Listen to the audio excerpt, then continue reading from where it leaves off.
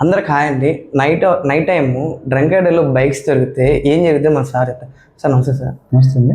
Sir night drunk and డ్రైవ్లో bike దొరికితే next వాళ్ళ పరిస్థితి ఏంటి సార్? నైట్ టైము ఈ మధ్యకాలంలో ఎవరైతే యూత్ ఉన్నారో కొంచెం యూత్ కానీ లేకపోతే వేరే కానీ నైట్ టైం ఎక్కువ డ్రింక్ చేసి వెహికల్స్ నడపడం జరుగుతుంది. అట్లా డ్రంక్ అండ్ డ్రైవ్లో మేము చెక్ చేసేటప్పుడు డ్రంక్ అండ్ డ్రైవ్లో కనుక ఎవరైనా పట్టుబడినట్లయితే నెక్స్ట్ వాళ్ళ యొక్క వెహికల్ని సీజ్ చేసి స్టేషన్కి పంపిస్తాము. పంపించిన తర్వాత వాళ్ళ డీటెయిల్స్ ఏదైతే అతను బ్రేత్ అనలైజర్తో అతని పర్సంటేజ్ చెక్ చేయడం జరుగుతుంది. ఆల్కహాల్ పర్సంటేజ్ చెక్ చేయడం జరుగుతుంది. మినిమం ఎంత పర్సెంటేజ్ ఉండాలి సార్? 35 అబోవ్ ఉన్నట్లయితే అతన్ని ఫర్దర్గా కోర్టుకి సబ్మిట్ చేయడం జరుగుతుంది. Okay sir.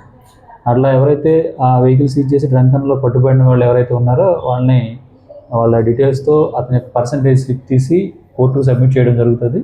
కోర్టు అతని పర్సంటేజ్ని బట్టి కోర్టు ఫైన్ వేయడం లేదా కొన్నిసార్లు జైలు శిక్ష వేయడం కూడా జరుగుతుంది.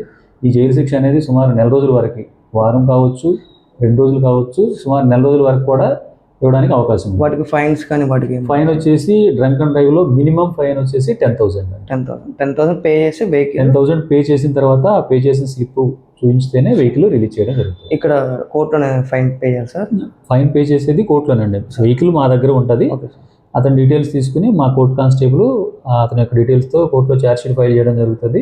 బేసింగ్ అన్న ఛార్జ్షీట్ జడ్జి గారు వెరిఫై చేసి అతనికి ఫైన్ అమౌంట్ వేయడం జరుగుతుంది. Okay sir. ఆ స్లిప్ అనేది మనం 1 టౌన్కి తీసుకొస్తే వెహికల్ కోర్టు కానిస్టేబుల్ ఫోన్ చేసి చెప్తాడండి. ఆ స్లిప్ అక్కడ డిస్పోజ్ అయిన తర్వాత వెంటనే ఇక్కడికి వచ్చేస్తే అతని వెహికల్ రిలీజ్ చేయడం జరుగుతుంది. Okay sir, thank you.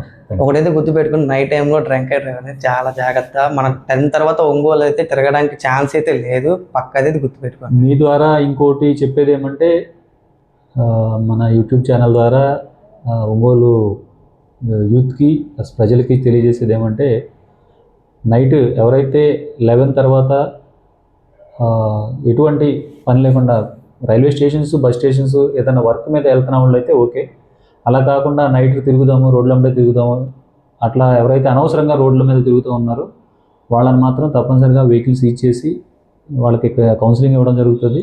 కొన్నిసార్లు అలా సీజ్ చేసిన వెహికల్స్ 1 or 2 times మాత్రమే కౌన్సిలింగ్ చేస్తాం. తర్వాత అనవసరంగా రోడ్డు మీద తిరిగి వెహికల్స్ని కూడా కోర్టుకి ప్రొడ్యూస్ చేయడం జరుగుతుంది. వాళ్ళు ఫైన్స్ కట్టాలి సార్? వాళ్ళు కూడా కోర్టులో సబ్మిట్ చేయడం జరుగుతుంది. కోర్టు ఫైన్ ఇస్తే ఫైన్ కట్టుకోవాల్సి ఉంటుంది. అది ఫైన్ కట్టుకున్న తర్వాత మాత్రమే వెహికల్స్ రిలీజ్ చేస్తారు. దయచేసి తెలియజేసేది ఏమంటే ఎవరు కూడా నైట్ టైం అనవసరంగా రోడ్ల మీద తిరగొద్దు.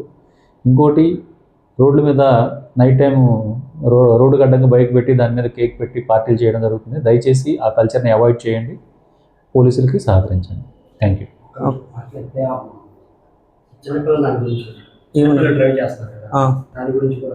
ఈ క్లిప్ ఆపేసి నెక్స్ట్